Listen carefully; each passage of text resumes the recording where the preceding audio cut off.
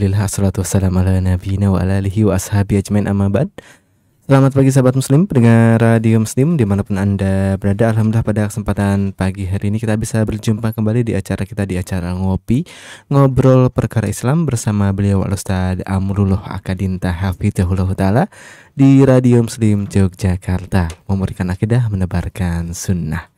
Alhamdulillah pada kesempatan pagi hari ini seperti biasa setiap hari Rabu pagi pukul 8.00 waktu Indonesia Barat akan kita simak bersama acara Ngopi Ngobrol Perkara Islam bersama beliau Al-Ustaz Amrullah Akadinta Hafizahullah Ta'ala, yang insya Allah setiap pagi hari di setiap hari Rabu ini akan kita bahas bersama penjelasan Al-Quran, penjelasan mengenai ayat-ayat Al-Quran.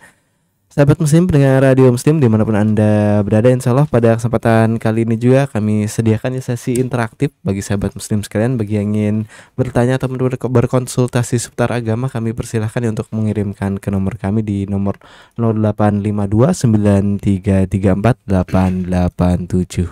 Dan alhamdulillah pada kesempatan pagi hari ini kita sudah dibersamai oleh beliau Al-Ustaz Amrullah Akadinta Hafizahullah Ta'ala di studio Radio Muslim Yogyakarta. Sebelum kita mulai acara kita pada kesempatan pagi hari ini, kita sapa terlebih dahulu beliau. Assalamualaikum Ustaz. Waalaikumsalam warahmatullahi wabarakatuh. Bagaimana kabar antum pagi hari ini Ustaz? Alhamdulillah sehat-sehat. Semoga antum juga demikian, teman-teman para pendengar Radio Muslim, sahabat Radio Muslim juga dalam keadaan sehat, dalam keadaan senantiasa di atas kebaikan dan ketakwaan. Dan semoga yang mendapatkan ujian dengan ujian-ujian, berbagai macam ujian, Allah berikan kesabaran, Allah berikan pahala yang besar, dan Allah berikan jalan keluar atas ujian yang menimpa. Allah mengatakan, wa may yattaqillaha yaj'al lahu makhraja wa yarzuquhu min haitsu la yahtasib. Tetaplah bertakwa kepada Allah, karena Allah mengatakan siapa yang bertakwa kepada Allah, Allah akan berikan ia jalan keluar dan Allah akan berikan dia rezeki dari arah yang tidak disangka-sangka. Mudah-mudahan Allah berikan pada kita hal tersebut dan Allah jadikan kita orang-orang yang senantiasa bertakwa kepada Allah Subhanahu wa taala. Amin ya rabbal alamin. Amin Ustaz, barakallahu fikum, dan tak lupa kami ucapkan jazakumullahu khairan kepada beliau Ustaz Amrullah Akadinta Hafizahullah Ta'ala yang sudah meluangkan waktunya pada kesempatan pagi hari ini untuk mengisi di studio Radio Muslim Yogyakarta. Nah, sahabat muslim pendengar Radio Muslim dimanapun anda berada, mari kita persiapkan diri kita masing-masing untuk menyimak dan mencatat faedah yang insya Allah akan beliau sampaikan sesaat lagi. Kami dari studio Radio Muslim Yogyakarta mengucapkan selamat mendengarkan, dan kepada beliau Ustaz Amrullah Akadinta kami persilahkan. Bismillah, alhamdulillah, wassalatu wassalamu ala rasulillah wa ala alihi wa ashabihi wa mawalah, wa la hawla wa la quwata illa billahi wa ba'du. Para pemirsa Radio Muslim yang budiman dimanapun berada yang dirahmati Allah Subhanahu wa Ta'ala, kita akan melanjutkan pembahasan dari pembahasan ayat-ayat Al-Quran yang disampaikan oleh Syekh Abdul Muhsin Al-Abbad dalam kitab beliau, kitab Rasail Abdul Muhsin Al-Abbad. Jadi tulisan-tulisan dari beliau hafizahullah ta'ala. Setelah kita sebelumnya sudah membahas tentang surat Al-Fatihah, beliau dan ini bukan semua ayat-ayat Al-Quran ya, beliau menyampaikan tafsiran beberapa ayat-ayat pilihan dalam Al-Quran atau penjelasan ayat-ayat pilihan dalam Al-Quran. Dan beliau mulai dengan surat Al-Baqarah, dan beliau memulai dengan membahas beberapa ayat dari surat Al-Baqarah, wabil khusus ayat-ayat awal dari surat Al-Baqarah. Dan beliau membukanya dengan pembahasan awal dari ayat-ayat di surat Al-Baqarah, yaitu ayat yang unik yang isinya hanya huruf-huruf. Dan ini ada di beberapa surat dalam Al-Quran. Tepatnya beliau mengatakan di 29 surat. Ya, ini huruf-huruf yang disebut dengan huruf muqatta'ah. Kita tahu Al-Baqarah dan sebagian surat-surat Al-Quran dibuka dengan huruf-huruf. Alif lam mim zalikal kitabu la raiba fi hudal lil muttaqin. Alif lam mim, Alif lam mim zalikal kitabu la raiba fi, itulah kitab yang tidak ada keraguan di dalamnya. Hudal lil muttaqin, petunjuk bagi orang-orang yang bertakwa. Alif lam mim, ya, alif lam mim dibacanya alif lam mim, bukan alam, bukan alim, bukan alum, tapi alif lam mim, dibaca hurufnya masing-masing. Beliau mengatakan iftatahallahu tis'an wa isrina suratan min suwaril Qur'an. Dibuka 29 surat dari surat-surat Al-Qur'an. Jadi yang dibuka, dan ini semuanya ada di pembukaan surat, tidak ada di akhir, tidak di tengah. Ya, huruf-huruf muqatta'ah ini. Dia 29 surat dalam Al-Qur'an dibuka dengan huruf-huruf muqatta'ah ini. Awaluha suratul Baqarah bil hurufil muqatta'ah wa usriba haula hadhil huruf ila ma yali. Huruf-huruf yang pertama adalah surat Al-Baqarah yang dibuka dengan huruf muqatta'ah. Ada beberapa penjelasan tentang huruf-huruf muqatta'ah ini. Disebutkan oleh beliau huruf muqatta'ah allati waradat fi awal suwar. Huruf muqatta'ah yang ada di awal-awal surat-surat itu diantaranya menggunakan huruf shad, huruf lam, huruf ha, huruf sin, huruf ha tipis ya, huruf ya, huruf ra, huruf alif, huruf mim, nun, qaf, ta, ain, kaf. Ya. Jadi ada 14 huruf. Bisa disatukan dengan sebuah kalimat, silhu suhairan man qata'aka. Silhu suhairan man qata'aka. Silhu shad, lam, ha, suhairan, sin, ha, ya, ra, alif, man, mim, nun, qata'aka, qaf, ta, ain, kaf. Semuanya 14 surat, 14 huruf ya. Silhu suhairan man qata'aka. Sebenarnya itu punya arti, sambunglah tali silaturahim dengan suhairan, seperti penyihir kecil ini dengan rahasia ya. Man qata'aka, orang-orang yang orang-orang yang memutuskan tali persaudaraan padamu. Jadi biar nggak sakit hati, dia memutuskan tali persaudaraan, kita sambung, tapi dengan cara yang baik gitu. Atau nasun hakim qati'un lahu sir. Nasun hakim qati'un lahu sir. Sebuah nas yang hakim, yang bijaksana, qati'un, yang memutuskan, lahu sir, punya rahasia. Sebuah undang-undang yang bijaksana yang bisa memutuskan itu ada rahasianya. Ini jika ingin mengetahui huruf-huruf muqatta'ah dalam Al-Quran. Silhu suhairan man qata'aka. Itu aja lah. Silhu suhairan man qata'aka. Sambungkan dengan rahasia orang yang memutus persaudaraan padamu. Beliau mengatakan wa aqallu hadhil huruf dzikran kaf haitsu ja'a marra wahidah fi surati Maryam. Yang paling jarang disebut huruf kaf, cuman ada satu, yaitu di surat Maryam. Dan yang paling banyak penggunanya huruf mim. Ada di 7 surat. Ya, ada di 7 surat. Ini di antara huruf-huruf tersebut, atau di antara susunan huruf-huruf tersebut, ada yang ahadiyah, ini cuma satu huruf, yaitu shad, qaf, dan nun. Ini di surat, ada surat shad, ada surat qaf, ada surat nun. Ya, dibuka dengan itu. Atau ada yang sanaiyah, 2, yaitu toha, tosin, yasin, hamim. Ini yang dibuka dengan 2 huruf. Ada yang dibuka dengan 3 huruf. Alif, lam, mim yang sedang kita bahas. Alif, lam, ra, ta, sin, mim. Ya. Ada yang dibuka dengan 4 huruf, yaitu alif, lam, mim, sad. Alif, lam, mim, ra. Ini yang 4 huruf. Ada yang dibuka dengan 5 huruf. Kaf, ha, ya, ain, sad. Hamim, ain, sin, qaf. Ini yang 5 huruf. Dan ini maksimalnya 5 huruf. Ya, jadi inilah tentang huruf-huruf muqatta'ah. Apa artinya dari huruf muqatta'ah ini? Kata beliau, al-masyhur inda katsiri minal ulama fi ma'na hadhil huruf qauluhum Allahu a'lam bi muradihi bidzalik.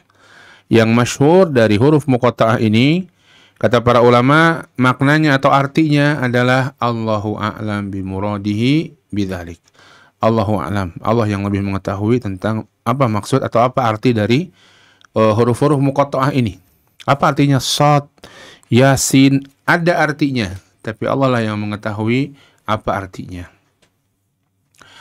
Dan disebutkan bahwa dalam banyak huruf-huruf tersebut, atau dalam banyak ayat yang terkandung pada huruf tersebut, setelahnya adalah ayat tentang Al-Quran. Wa qad ja'a tanwih bil Quran ba'da dzikri hadhil huruf fi jami'is suwaril mufattatahah bil hurufil muqatta'ah ila fi arba'is suwar. Dan dibuka huruf-huruf ini, setelahnya adalah berbicara tentang Al-Quran Di antaranya yang kita bahas ini Alif Lam Mim Al-Baqarah, Alif Lam Mim Dzalikal Kitabu La Raiba Fi. Yasin wal Qur'anil Hakim, Qaf wal Qur'anil Majid dan lain sebagainya. Ya. Setelah huruf-huruf itu adalah pembahasan tentang Al-Qur'an. Ila fi arba'i suwarin kecuali pada 4 surat, yaitu Maryam, Al-Ankabut, Ar-Rum dan Al-Qalam. Ya. Akan tetapi tetap ada juga tentang Al-Qur'an. Ya, di surat Maryam, di surat Rum, di surat Al-Qalam, di bagian akhirnya disebutkan tentang Al-Qur'an. Demikian pula di surat Al-Ankabut, di bagian tengahnya disebutkan tentang Al-Qur'an. Fayufhamu min dzalika al-isyara ila ijazil Qur'an. Kata beliau, maka dipahami dari hal tersebut isyarat tentang keistimewaan Al-Qur'an. Huruf-huruf tersebut artinya Allahu a'lam. Maknanya, tujuannya ada, yaitu isyarat tentang ijazul Qur'an, kehebatan Al-Qur'an. Wa wajhu dzalik, yaitu anna al-Qur'ana mu'allafun min al-huruf allati yu'allifu an-nasu minha kalamahum. Bahwa Al-Qur'an ini tersusun dari huruf-huruf yang di situ manusia juga menyusun perkataan mereka. Huruf-huruf muqatta'ah kan huruf hijaiyah. Manusia juga bicara dengan susunan huruf-huruf tersebut. Manusia orang Arab yang dimaksud di sini. Wa ma'a dzalika fa innahum la yastati'una an yu'allifu min hadhihi al-huruf kalaman mithla hadzal kalam. Walaupun demikian, mereka tidak akan bisa untuk bisa menyusun perkataan dengan huruf-huruf yang sama ini seperti perkataan Al-Qur'an. Demikianlah Al-Qur'an kalamullah, manusia kalamul bashar. Ya. Maka tidak bisa disusun padahal hurufnya sama, itu aja. Tapi yang satu kalamullah yang luar biasa, punya makna yang dalam, punya susunan kata yang indah, punya faedah yang besar bagi hati manusia, ya, bagi bahkan bisa menghilangkan penyakit, menghilangkan gangguan jin. Manusia nyusun dengan huruf-huruf ini nggak bisa seperti itu. Ya. Maka wa ma'adzalika fa'ina, mereka nggak bisa menyusun huruf-huruf tersebut. Beliau mengatakan kemudian waqala Ibnu Katsir fi tafsirihi fi awal surah Al-Baqarah ba'da an dzakara aqwalan fil muradi bil hurufil muqatta'ah. Kemudian beliau menyebutkan perkataan Ibnu Katsir di awal surat Al-Baqarah ini, setelah Ibnu Katsir menyebutkan beberapa perkataan, beberapa pendapat para ulama tentang yang dimaksud dengan huruf muqatta'ah ini. Maka Ibnu Katsir mengatakan, wa qala akharun bal innama dzukirat hadhihi al-huruf fi awail as-suwar allati dzukirat fiha bayanan li ijazil Qur'an. Wa anna al-khalqa 'ajizuna an mu'aradatihi bimithlihi. Disebutkan huruf-huruf muqatta'ah ini di awal-awal surat, yang disebut juga pada surat-surat tersebut tentang keajaiban Al-Qur'an, bahwa makhluk itu tidak bisa menyaingi Al-Qur'an, membuat Al-Qur'an. Makhluk tidak bisa membuat Al-Qur'an. Hadza ma'annahu murakkabun min hadhihi al-huruf al-muqatta'ah allati yatakhatabuna biha. Padahal perkataan-perkataan mereka juga, perkataan-perkataan manusia itu juga tersusun dari huruf-huruf muqatta'ah yang mereka ngomong dengan huruf-huruf itu. Subhanallah. Ya, maka huruf-huruf itu seakan-akan menantang orang-orang Arab. Wahai orang-orang Arab, Alif Lam Mim, Alif Lam Ra, Thaha, Yasin, Hamim, Ain, Sin, Qaf, Kaf, Ha, Ya, Ain, Sad. Ini semua huruf yang kalian pakai buat bicara. Namun kalian tidak bisa menyusun huruf-huruf ini untuk menyamai Al-Qur'an. Tidak bisa dan tidak akan bisa. Maka ini menunjukkan Al-Qur'an itu bukan dari sisi manusia, bukan dari sisi kalian, bukan dari apalagi Muhammad yang dia tidak biasa bersyair, ya, tidak bisa membaca dan menulis. Maka Al-Qur'an ini betul-betul dari sisi Allah Subhanahu wa taala. Dan itulah makna dari ini, satu pembahasan kita bisa bahas sudah berbagai macam surat. Ada 29 surat yang dimulai dengan huruf muqatta'ah, ya, dan kurang lebih semua tafsiran huruf muqatta'ah seperti itu. Kalau kita apa artinya Thaha, apa artinya Yasin, apa artinya Hamim, apa artinya Nun, Qaf, maka wallahu alam, itu yang paling tepat. Namun penempatan huruf-huruf tersebut punya maksud, yaitu menegaskan keistimewaan dan keagungan Al-Quran. Subhanallah. Kemudian alif lam mim dzalikal kitabu la raiba fih. Maka begitulah di surat Al-Baqarah ini Allah buka dengan huruf muqatta'ah tersebut, kemudian Allah bicara tentang Al-Quran. Dzalikal kitab, itulah kitab la raiba fih, yang tidak ada keraguan di dalamnya. Dzalikal kitab, ya ini Al-Quran. Al-Quran, dzalikal kitab, itulah kitab Al-Quran yang sedang dibicarakan. La raiba fih, yang tidak ada keraguan di dalamnya. Subhanallah. Allah membukanya dengan sesuatu yang membuat yakin orang-orang yang membacanya. Tidak ada keraguan di dalamnya. Tidak ada keraguan di dalamnya dalam beritanya, dalam khobarnya. Khobarnya adalah sahih, adalah benar. Tidak ada keraguan dalam hukum, dalam perintah dan larangan yang diajarkan di dalamnya. Hukum-hukum, perintah dan larangan yang diajarkan di dalamnya membawa kemaslahatan dan kebaikan bagi manusia. Tidak ada keraguan juga bahwa itu semua dari sisi Allah Subhanahu wa Ta'ala. La raiba fih, tidak ada keraguan dalamnya. Maka yang beruntung adalah mereka yang mengamalkan Al-Quran, yang gagal, yang tidak berhasil, yang rugi adalah mereka yang meninggalkan Al-Quran ini. Kitab yang sedikit pun tidak ada keraguan dalamnya. Wallahu a'lam bishawab. Ini dulu yang bisa kita bahas. InsyaAllah kita akan lanjutkan pada pertemuan-pertemuan yang akan datang di ayat-ayat selanjutnya. InsyaAllah, mudah-mudahan Allah berikan kepada kita pemahaman yang baik tentang Al-Quran. Allah berikan kepada kita kecintaan pada Al-Quran. Karena di antara tanda orang yang mencintai Allah, mencintai Rabb-nya dengan benar adalah dia yang mencintai kalamnya. Dia yang mencintai firman-Nya. Dia yang mencintai Al-Quran. Hatta Utsman bin Affan pernah mengatakan dalam satu athar, "Lau taharat qulubuna ma syabi'at min kalami Rabbina." Seandainya hati kita bersih, kita tidak akan pernah merasa kenyang, tidak akan pernah merasa puas dengan firman Rabb kita. Kalau kita bersih hatinya, maka kita akan senantiasa senang terus untuk membaca Al-Quran, untuk mendengarkan Al-Quran, untuk mentadaburi Al-Quran, dan hidup bersama dengan Al-Quran dengan mengamalkannya dengan semaksimal kemampuan kita. Jika hati kita bersih. Tapi kalau hati yang kotor, ya sebaliknya tentunya. Dia akan benci dengan Al-Quran. Wallahu a'lam. Ini yang bisa kita bahas. InsyaAllah kita lanjutkan pada pertemuan yang akan datang. Biidznillah. Silakan jika ada pertanyaan, salam sapa atau yang lainnya. Yang bisa dijawab kita jawab. Yang tidak bisa nanti bisa ditanyakan kepada ustaz-ustaz yang lain. Wassallallahu ala nabiyina Muhammadin wa ala alihi wasallam. Walhamdulillahirabbil alamin. Ustaz, jazakallahu khairan atas materi yang telah disampaikan pada kesempatan pagi hari ini. Semoga bisa bermanfaat bagi kita semua, khususnya bagi sahabat muslim, pendengar radio muslim dimanapun Anda berada. Dan insya Allah setelah ini akan kita lanjutkan ke sesi tanya jawab ya sahabat muslim, pendengar radio muslim dimanapun Anda berada. Bagi yang ingin bertanya atau berkonsultasi seputar agama, kami persilahkan untuk mengirimkan pertanyaannya ke nomor kami, ke nomor 0852 9334 8887 ya. Sahabat muslim sekalian, sebelum kita lanjutkan ke sesi tanya jawab sambil menunggu pertanyaan dari sahabat muslim sekalian, akan kami putarkan terlebih dahulu murotal Al-Quran kami dari studio Radio Muslim Yogyakarta, mengucapkan selamat mendengarkan.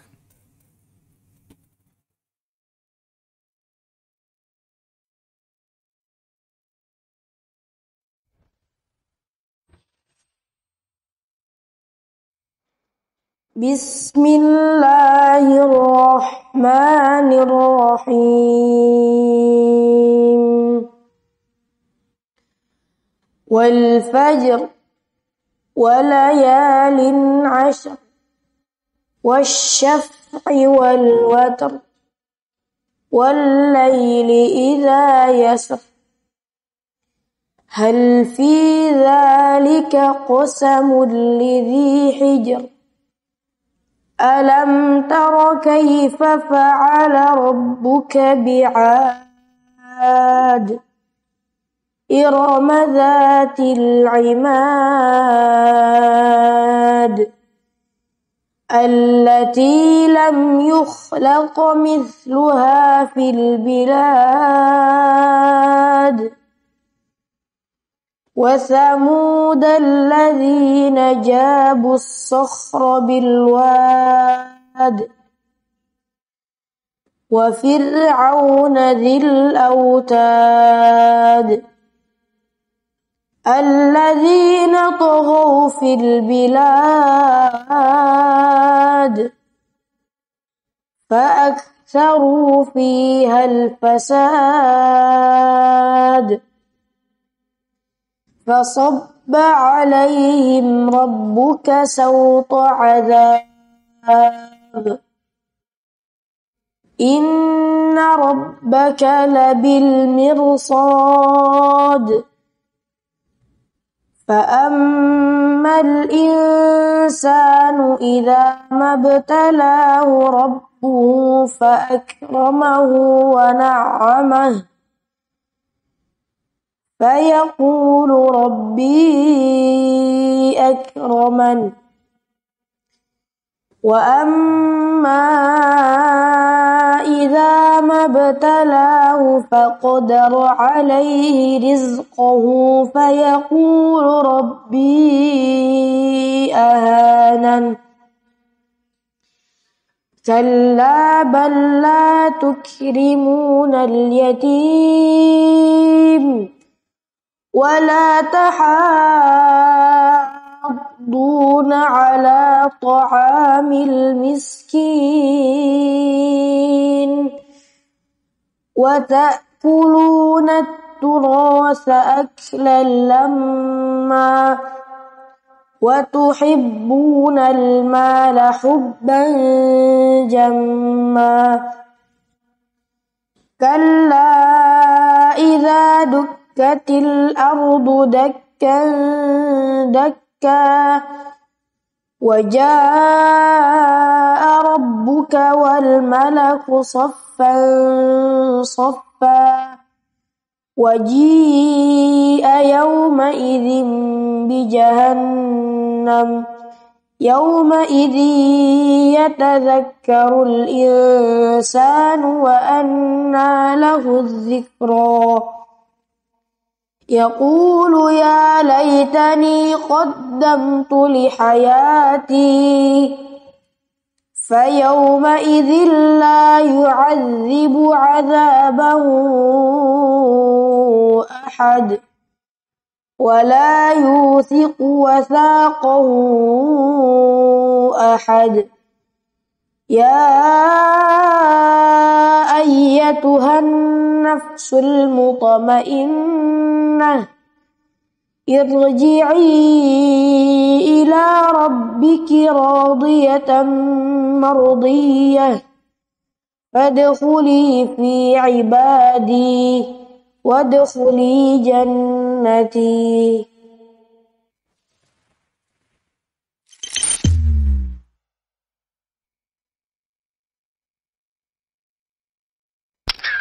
Salam sapa sahabatku.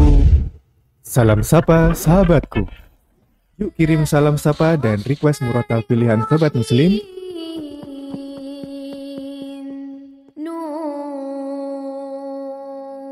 di acara Salam Sapa Sahabatku. Gimana caranya? Cukup dengan kirim WhatsApp atau SMS ke nomor 0823 2727 5333. Radio Muslim Jogja 1467 AM. Assalamualaikum warahmatullahi wabarakatuh. Alhamdulillah, salatu wassalamu ala nabiyina wa ala alihi wa ashabihi ajmain, amma ba'd. Alhamdulillah, pada kesempatan pagi hari ini akan kita lanjutkan kembali acara kita di acara Ngopi Ngobrol Perkara Islam bersama beliau Ustaz Amrul Akadinta Hafizahullah Ta'ala. Insyaallah saat lagi akan kita lanjutkan ke sesi tanya jawab. Sahabat muslim, bagi yang ingin bertanya silahkan ya mengirimkan pertanyaannya ke nomor kami di nomor 085293348887. Dan sudah ada beberapa pertanyaan yang masuk ke nomor kami, Ustaz. Nah, Ana bacakan, Ustaz. nah. Pertanyaan pertama, Ustaz. Assalamualaikum warahmatullahi wabarakatuh. Izinkan saya tanya, bagaimana hukum caleg memberikan uang atau apapun kepada pemilik hak suara dengan embel-embel sodakoh supaya pemilik hak suara itu terdorong untuk memilihnya. Mungkin demikian, Afan, jika mengganggu jazakumullahu khairan atas perhatiannya. Wassalamualaikum warahmatullahi wabarakatuh. Waalaikumsalam warahmatullahi wabarakatuh. Nggak boleh bagi caleg untuk memberikan uang, dan ini sudah diatur saya rasa oleh undang-undang juga. Maka tidak boleh bagi mereka untuk memberikan uang agar orang-orang memilih dia sebagai calon legislatif atau calon kepala daerah atau yang lainnya. Dan barang siapa yang demikian maka sama saja sedang menyogok, sama saja dengan menyuap. Ini terlepas dari hukum menjadi caleg ya. Tapi ketika dia menjadi caleg maka tidak boleh melakukan hal yang seperti itu. Sebagaimana orang yang menerimanya juga demikian. Allah Subhanahu wa taala melaknat ar-rashi wal murtashi. Allah melaknat orang yang menyuap dan orang yang diberi suap. Maka dikhawatirkan apabila dia menjadi pejabat publik dengan cara seperti itu maka jabatannya tidak berkah. Sebagaimana orang-orang yang menerima suap dari caleg-caleg yang seperti itu maka uangnya pun tidak akan membawa keberkahan bagi dia. Maka ini praktek yang dilarang. Wallahu a'lam bishawab. Nah Ustaz, jazakumullahu khairan atas jawabannya Ustaz. Dan pertanyaan selanjutnya Ustaz. Nah. Assalamualaikum warahmatullahi wabarakatuh. Waalaikumsalam warahmatullahi wabarakatuh.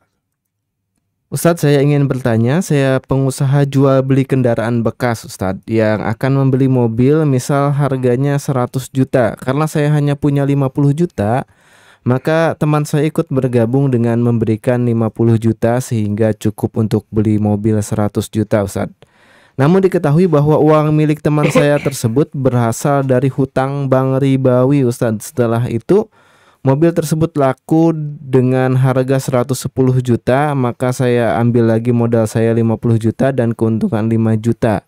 Begitu juga dengan teman saya 50 juta ditambah 5 juta. Pertanyaannya apakah uang tersebut yang masuk ke saya halal atau haram Ustadz? Jazakumullahu khairan.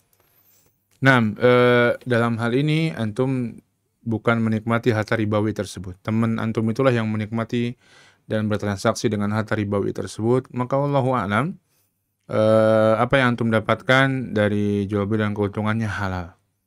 Kalau antum masih agak ragu, maka perbanyak sedekah dari hasil tersebut. Kemudian yang kedua, juga antum punya kewajiban untuk menasihati teman antum, ya, karena amar ma'ruf nahi mungkar adalah kewajiban kita untuk menasihati teman antum agar tidak bermuamalah, tidak bertransaksi dengan transaksi ribawi yang akan memberikan efek yang buruk bagi seseorang dalam kehidupannya di dunia maupun di akhirat tentunya.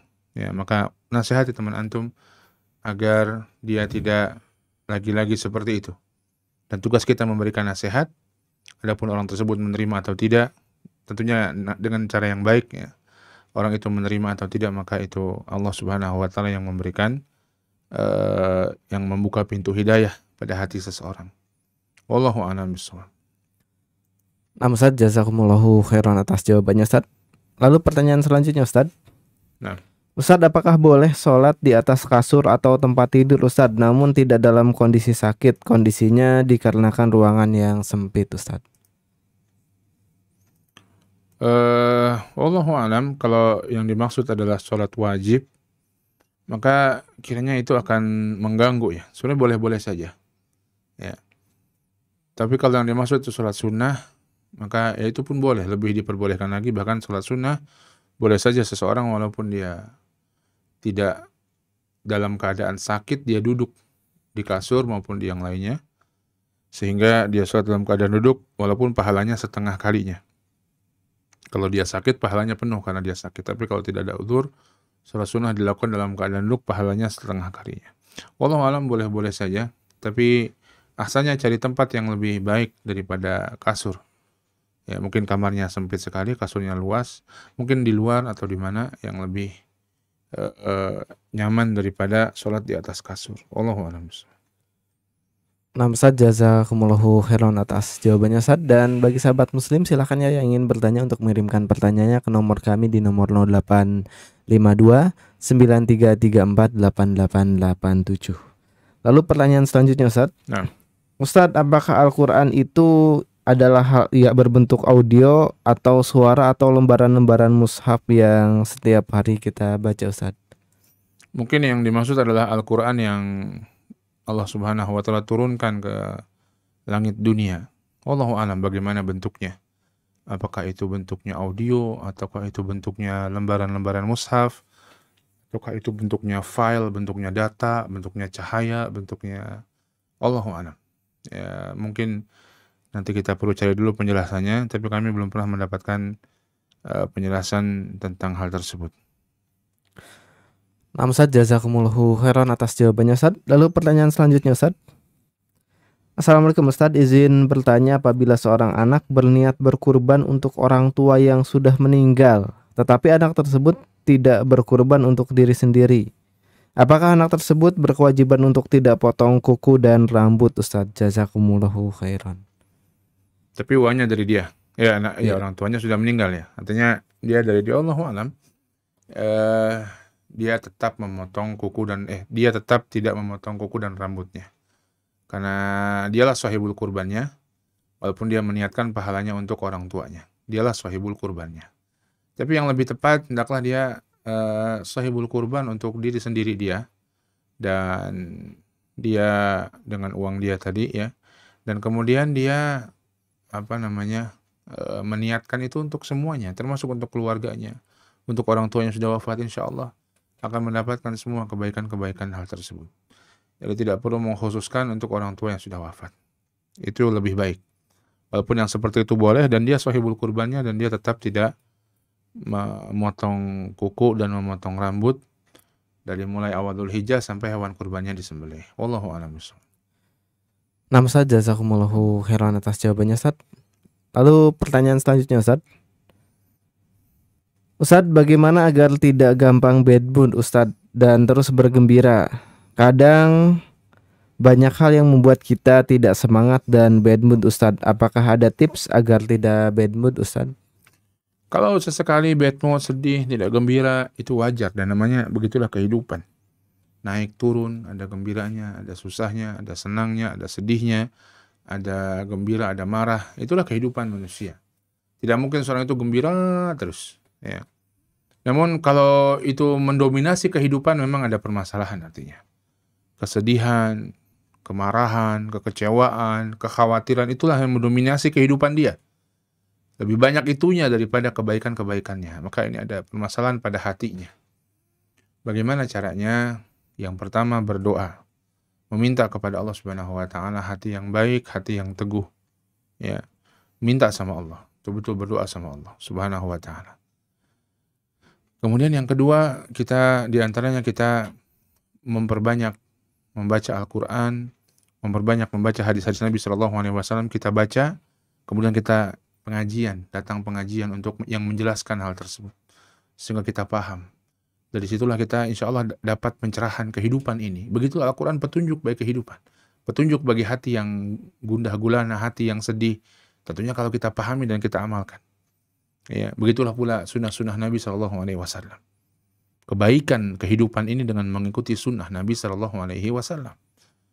Maka bagaimana kita mengikutinya kalau kita tidak paham? Ya, maka kita baca, kita pahami. Kemudian kita berusaha mengamalkannya. Ya. Kemudian diantara yang ketiga, berteman dengan orang-orang yang baik. Ya, berteman dengan orang-orang yang baik. Mungkin yang keempat, sekalian menjauhi orang-orang yang buruk juga. Bertemanlah dengan orang-orang soleh, orang-orang yang baik di tempat-tempat yang baik. Kemudian yang kelima, kita berusaha untuk beribadah, mendekatkan diri kita kepada Allah Subhanahu wa taala dengan amalan-amalan yang wajib maupun amalan-amalan yang sunnah. Ya. Maka mudah-mudahan ini bisa menjadi obat bagi hati yang senantiasa gelisah terus, yang mendominasi kegelisahan, kesedihan, kekecewaan, kemarahan itu dalam kehidupannya. Ada yang salah pada diri dia kalau itu mendominasi. Tapi kalau itu sesekali ada, begitulah kehidupan manusia. Dan tidak bisa lepas dari ujian berupa kesedihan, berupa hatta kegembiraan pun ujian. Ya. Atau yang gak enak-enaknya tadi, kesedihan, kemarahan, kekecewaan. Tidak bisa lepas dari itu. Itulah ujian, itulah kehidupan manusia. Tapi tadi kalau mendominasi, maka coba hal-hal tersebut, mudah-mudahan Allah memberikan jalan keluar. Wallahu a'lam bishawab. Nah, Ustaz, jazakumullahu khairan atas jawabannya, Ustaz. Lalu pertanyaan selanjutnya, Ustaz. Nah. Ustaz, apakah pemutusan hubungan kekerabatan karena harta warisan itu sudah fitrah, Ustaz, dan pasti terjadi? Atau agar tidak terjadi hal-hal yang memutus silaturahmi tersebut bisa dilakukan di akhir zaman ini Ustaz? Maksudnya Ya maksudnya mungkin ini Ustaz, apa yang harus dilakukan apa gitu yang ya? harus dilakukan biar gak Kalau fitrah enggak fitrah. Itu keburukan. Ya. Dan itu bisa dihindari. Tentunya bagaimana caranya? Yang pertama betul-betul menjaga sebelum si jenazah itu wafat. Menjaga hubungan betul dengan kerabat-kerabat kita, misalnya sebelum orang tua wafatnya. Kondisi adik kakak baik-baik saja, maka insya Allah setelah wafat pun baik-baik saja. Kemudian yang kedua, menanamkan keyakinan dalam diri masing-masing bahwa yang terbaik adalah mengikuti syariat sudah. Karena kalau mengikuti logika masing-masing, nanti yang tua akan pengennya lebih banyak, yang muda akan pengennya lebih banyak. Yang satu merasa saya yang sama ibu terus sampai ibu meninggal akan pengennya lebih banyak. Yang laki-laki, yang perempuan akan pengennya lebih banyak semuanya. Maka tanamkan dalam diri seseorang untuk betul-betul sebelum wafat betul-betul diinikan bahwa mengikuti syariat itulah yang terbaik. Perkara nanti ada yang mau dikasihkan, oh yang adik ini belum nikah, dia juga yang rawat, ayo kita patungan yang lain untuk mengasih lebih sama dia dari ini kita. Itu terserah, boleh-boleh saja. Tapi masing-masing mengetahui dulu bagian yang dia dapatkan. Di antaranya juga segera dibagikan. Sebagian orang mungkin merasa baru meninggal masa sudah ngomongin warisan. Justru tidak begitu. Justru segera dibagikan warisan itu. Sehingga tidak berlarut-larut. Sesuai dengan tuntunan syariat.